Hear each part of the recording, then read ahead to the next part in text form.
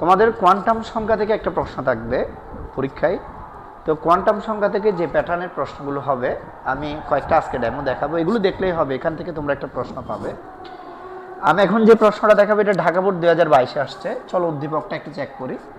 উদ্দীপকে দেখা যাচ্ছে একটা নিউক্লিয়াস আছে, পরমাণুর নিউক্লিয়াস মাঝখানে, আর কিছু এনার্জি লেভেল বা কক্ষপথ আছে কে এল এম এন।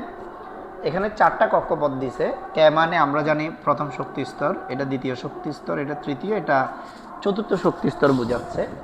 তো বলছো উদ্দীপকের সর্ববহিস্থ শেলে সর্বাধিক ইলেকট্রন ধারণ ক্ষমতা এল ও এম এর মান নির্ণয় পূর্বক হিসাব করো। এই টাইপের প্রশ্ন পরীক্ষায় আসবে, লিখে রাখো। তাহলে এখন সর্ববহিস্থ শেল বলতে আমাদের জন্য 4 নাম্বার শক্তি স্তর। সেখানে আমরা সর্বোচ্চ ইলেকট্রন ধারণ ক্ষমতা বের করবো এল এর মান আর এম এর মানের সাহায্যে। এই প্রসেসটা কিভাবে করা যায় আমি সেটা স্টেপ বাই স্টেপ দেখাবো। প্রথমে আমি এন এর মান লিখলাম 4। তো এখন এন এর মান যদি 4 হয় সেখান থেকে এল এর মান বের করতে হবে। এল এর মান বের করার সূত্রটি হচ্ছে 0 থেকে n-1। তাহলে তোমার এল এর মান বের করার জন্য এই সূত্রটা আগে থেকে মুখস্থ থাকতে হবে, 0 থেকে n-1। তাহলে 0 থেকে n-1 মানে 0 থেকে n এর জায়গায় 4 লিখলে 4-1 তার মানে 3।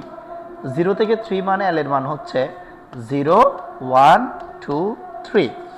তাহলে এখানে কিন্তু আমি এল এর মানটা তোমাদেরকে বের করে দেখাইছি।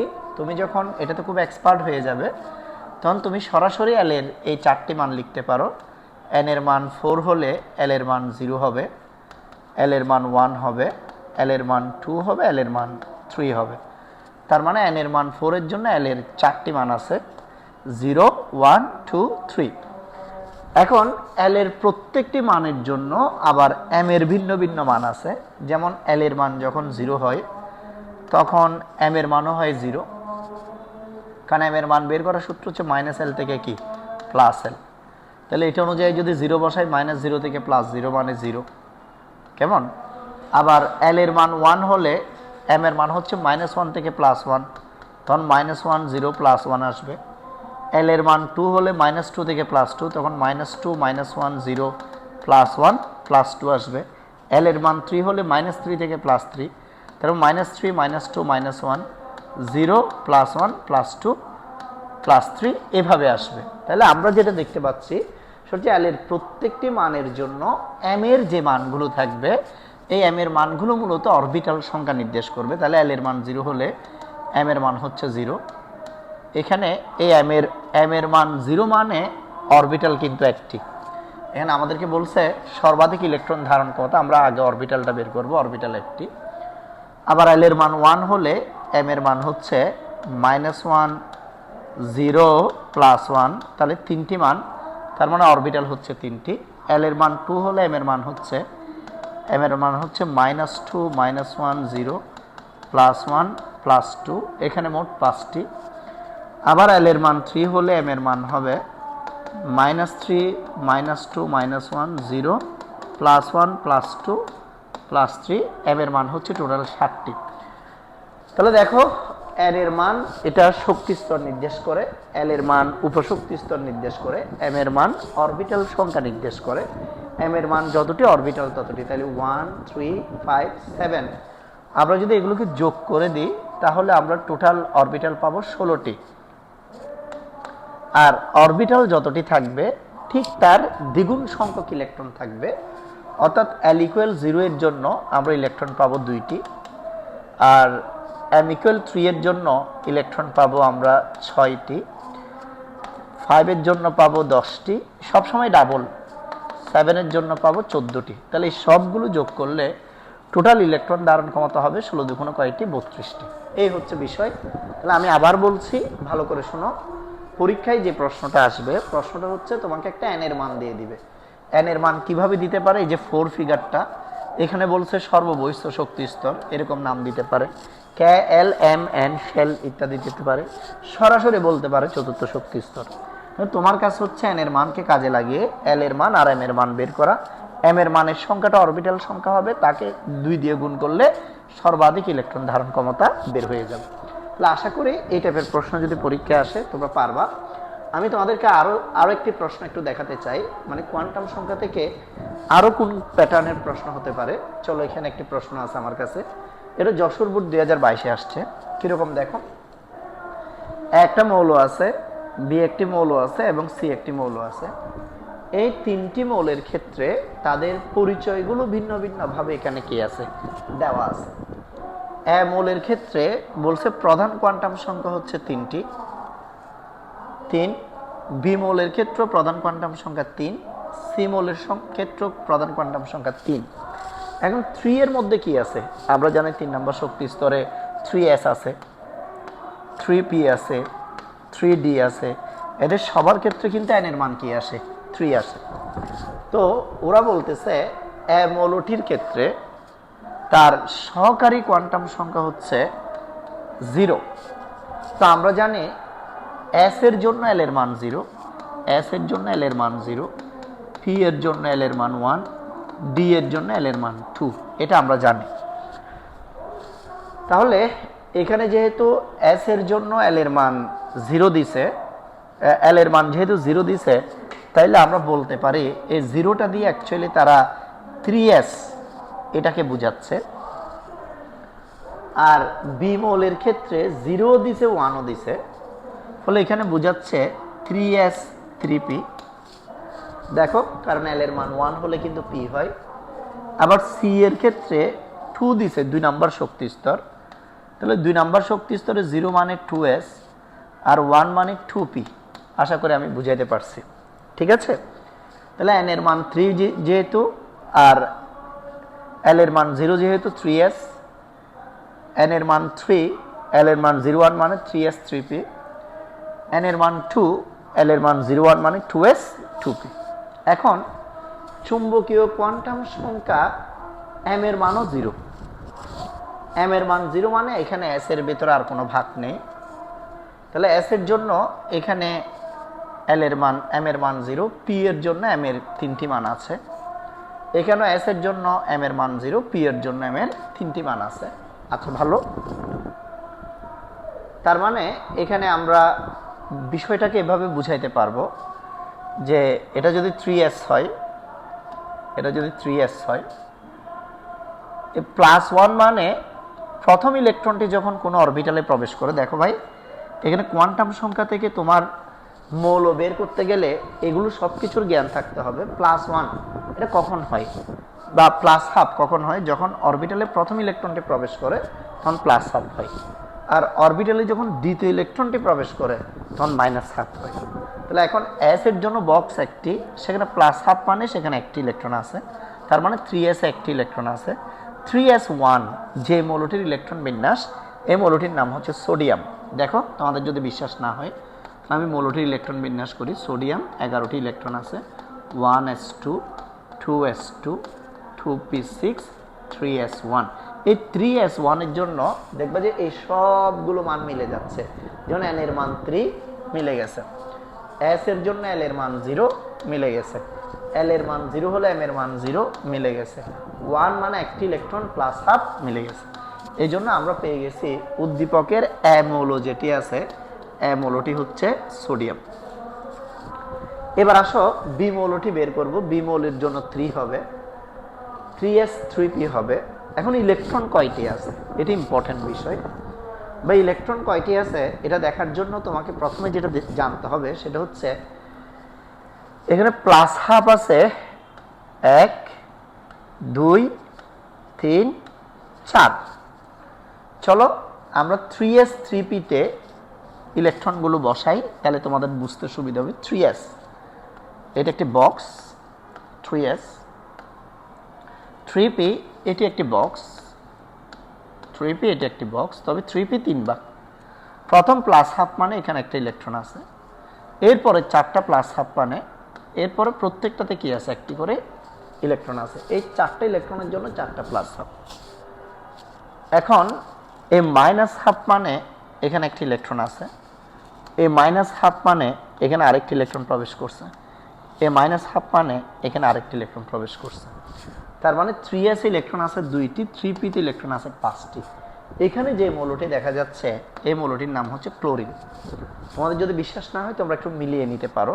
আমি যদি ক্লোরিনের ইলেকট্রন বিন্যাস করি, 17টি electron, 1s2 2s2 2p6 3s2 3p5। তাহলে দেখো ক্লোরিনের সর্বশেষ শক্তি স্তরে 3s আর 3p আছে, তার মানে দুটোটাই 3 আছে বিদায় n এর মান 3, s আর p আছে বিদায় 0 আর 1। এরপর s এর জন্য m এর মানও 0, p এর জন্য m এর তিনটি মান -1 থেকে +1। আর এখানে টোটাল হচ্ছে 60টি মান আছে, তার মানে 60টি ইলেকট্রন, এখানে 2টি এখানে 5টি, মোট 60টি। এভাবে তোমরা মিলাই নিতে পারো। তাহলে আমরা এ মৌলটি পেয়ে গেলাম সোডিয়াম, বি মৌলটি পেয়ে গেলাম ক্লোরিন। এবার আসো সি মৌলটি কি। সি মৌলটির ক্ষেত্রে n এর মান যেহেতু 2, 2 নম্বর শক্তি স্তর, 0 আর 1 মানে s আর p, 2s 2p। এখন s এর জন্য 0, p এর জন্য তিনটি মান, ঠিক আছে। ইলেকট্রন কিভাবে বসাবো এটা ইম্পর্টেন্ট। ইলেকট্রনে বলছে শুধু +12 আর কি -12। এটা কীরকম চলো স্যার একটু দেখাই। 2s এর জন্য একটা বক্স, 2p এর জন্য আরেকটি বক্স। বুঝো ভালো করে, তোমরা প্রশ্ন থাকলে কমেন্টে আমাকে প্রশ্নগুলো জানাইও। আর তোমাদের যে কোনো ধরনের প্রশ্ন বা কমেন্টের ইনশাল্লাহ আমি রিপ্লাই দিব। ওকে, দেখো 2s যেটা, এখন 2s 2p লিখছি কেন, এখানে 2s 2p পাইছি। আমি ইলেকট্রন কোথায় বসাবো, প্রথমে বলছে +12, তাহলে এখানে একটা হাফ লিখলাম, আর কোনো প্লাস মান নাই বিধায় এগুলো খালি। এরপর আবার -12, তার মানে একই জায়গায় আরেকটি ইলেকট্রন কি করছে, প্রবেশ করছে। দ্যাট মিনস এই সি মৌলের ক্ষেত্রে 2s2 তে গিয়ে ইলেকট্রন শেষ হয়ে গেছে। কারণ 2s2 পর্যন্ত আমরা কোন মৌলটিকে পাই দেখো তো ভাই। এখানে যদি আমরা ইলেকট্রন বিন্যাস হিসাব করতে যাই, 1s2 2s2, তাহলে 2s2 তে আমরা বেরিলিয়াম মৌলটিকে পাচ্ছি, তাহলে এটা বেরিলিয়াম হবে। তাহলে আমরা সোডিয়াম পাইছি, ক্লোরিন পাইছি আর বেরিলিয়াম পাইছি, এই হচ্ছে কাহিনী, ঠিক আছে। এই যে এ মৌলটি সোডিয়াম, বি মৌলটি ক্লোরিন, সি মৌলটি বেরিলিয়াম। তো এভাবে করে আমি যেটা এখানে দেখাইছি এটাই যে আসবে এরকম না, অন্য আরেকটি আসতে পারে, অন্য আরেকটি আসতে পারে, যেটাই আসুক মূল কনসেপ্ট সেম থাকবে। চলো আমি তোমাদেরকে লাস্ট আরেকটা কোয়েশ্চেন দেখাই। কোয়ান্টাম সংখ্যা থেকে যদি প্রশ্ন আসে, এই প্যাটার্নের প্রশ্ন আসতে পারে। তো কোন প্যাটার্নের প্রশ্ন আমি একটু দেখাতে চাই। এটা একটা প্রশ্ন দেখো, বলছে বি মৌলের সর্বশেষ ইলেকট্রনের 4টি কোয়ান্টাম সংখ্যার মান দেখাও। তো এটা তো ভাই আগে যেটা দেখাইছি সেটাই আগে দেখাইছি না। আগে কি দেখাইছি, আগে দেখাইছি যে সর্বশেষ ইলেকট্রনের কোয়ান্টাম সংখ্যার মান কিভাবে বের করতে হয়। তো এখন এখানে বি মৌলটি হচ্ছে কিন্তু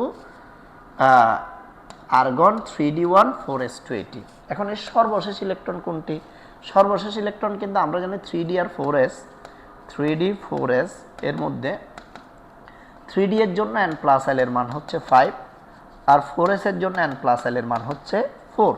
তাহলে এই দুইটার মধ্যে যার n+l এর মান কম ইলেকট্রন কিন্তু আগে সেটাতে প্রবেশ করে। ফলে এটার ক্ষেত্রে কিন্তু ইলেকট্রন আগে 4s এ প্রবেশ করছে, 4s ফিল আপ করার পর এরপর ইলেকট্রন কোথায় প্রবেশ করছে, 3d তে প্রবেশ করছে। তাহলে আমরা খুব ইজিলি বলতে পারবো যে ইলেকট্রন কোথায় প্রবেশ করছে ভাইয়া, ইলেকট্রন সর্বশেষ ইলেকট্রনটি 3d তে প্রবেশ করছে। এখন 3d1 এটার জন্য 4টি কোয়ান্টাম সংখ্যা লাগবে। প্রথম কোয়ান্টাম সংখ্যা একদম ইজি, n এর মান 3, কেন, ইলেকট্রনটি 3 নাম্বার শক্তি স্তরে আছে। এখন আমরা জানি ডি এর জন্য l এর মান 2, তাহলে সহকারী কোয়ান্টাম সংখ্যাটাও বের হয়ে গেল। কারণ l এর মান 2 হলে m এর মান হয়ে যাচ্ছে -2 -1 0 +1 +2। এখন প্রথম যে ইলেকট্রনটি আছে এটা কোথায় আছে, আমরা জানি 3d এটা 5 ভাগ, 3d xy 3d yz 3d zx 3d x² - y² 3d z², কেমন। তো 3d z² এর মানটা হচ্ছে 0, এরপর বাকি মানগুলো হচ্ছে -2 -1 +1 +2 এভাবে করে লিখতে হয়। এটা হচ্ছে কাহিনী। তোমার কাছে ডি তে মাত্র ইলেকট্রন আছে একটা, তো এই 5 ভাগের মধ্যে যখন ইলেকট্রনটা দিবা শুরু থেকে দিতে হবে এই 3d x1। তাহলে 3d x1 এর xy এর জন্য m এর মানটা কত দাঁড়াইছে, m এর মানটা দাঁড়াইছে -2। তাহলে এখানে আমি আবার বলছি, অনেকেই এই ভুলটা করবে, অনেকে চিন্তা করবে এল এর মান 2 হলে এম এর মান হবে -2 থেকে +2, অর্থাৎ -2 -1 0 +1 +2। এটা খুবই স্বাভাবিক, যে কোনো কেউ ভাবতে পারে। কিন্তু সমস্যাটা অন্য জায়গায়। সমস্যা হচ্ছে এই সবগুলো জায়গাতে ইলেকট্রন নাই ভাই, এই সবগুলো জায়গাতে ইলেকট্রন নাই। যেখানে ইলেকট্রনটা আছে ওইটা দেখাতে হবে। ইলেকট্রনটা শুধু আছে 3D_xy এ, আর 3D_xy এর জন্য এম এর মান আমরা কত নিছি? -2। এই জন্য সবগুলো মান থেকে আমরা শুধুমাত্র -2 মানটাকে নিব। সর্বশেষ স্পিন কোয়ান্টাম সংখ্যার মান। স্পিন কোয়ান্টাম সংখ্যার মান তোমরা জানো +-1/2, হয়তো +1/2 হবে, নয়তো -1/2 হবে। কারণ আমাদের এখানে যেহেতু শুধু একটি ইলেকট্রন আছে, এটা মনে করো 5 ভাগ ছিল, শুধু একটি ইলেকট্রন আছে, আমরা বলছি শুধু একটি ইলেকট্রন হলে সেই ক্ষেত্রে এম এর মানটা কি হয়? +1/2, তীর চিহ্ন পরে বিদায়। ফলে এটার ক্ষেত্রে এম এর মান হবে +1/2। এই হচ্ছে ভাইয়া সরি, এস এর মান হচ্ছে +1/2। এই হচ্ছে আমাদের বি মৌলের সর্বশেষ ইলেকট্রনটির 4টি কোয়ান্টাম সংখ্যার মান। 4টি কোয়ান্টাম সংখ্যার মানে এন এর মান, এল এর মান, এম এর মান, এস এর মান। শুরু থেকে শেষবারের মতো রিপিট করছি, সবাই দেখো। সর্বশেষ ইলেকট্রন আগে বের করব 3D। কিভাবে? 3D আর 4s এর জন্য n+l এর মান বের করবে। n+l এর মান বের করার পর যার জন্য n+l এর মান কম আসবে সেটি হচ্ছে সর্বনিম্ন শক্তি স্তর, আর ইলেকট্রন আগে সেটাতে প্রবেশ করবে। তাহলে 4s ফিল আপ করার পর 3D তে আসছে, এই জন্য 3D হচ্ছে সর্বশেষ শক্তি স্তর। 3Dর ইলেকট্রনটি হচ্ছে সর্বশেষ শক্তি স্তরের ইলেকট্রন। এখন 3D এর জন্য n এর মান 3, D এর জন্য l এর মান 2। l এর মান 2 হলে m এর 5টি মান থাকবে, তবে একটি ইলেকট্রনটি যেহেতু শুধু এটাতে আছে সেই জন্য m এর মান -2, আর একটি ইলেকট্রনের জন্য তীর চিহ্ন উপরে বিদায় +1/2। তো তোমরা সবাই এই যে 3টা ক্যাটাগরি আমি দেখাইছি, এই 3টা ক্যাটাগরি দেখে যাও। Best of luck. আশা করি এখান থেকে একটা কমন পাবে। আল্লাহ হাফেজ।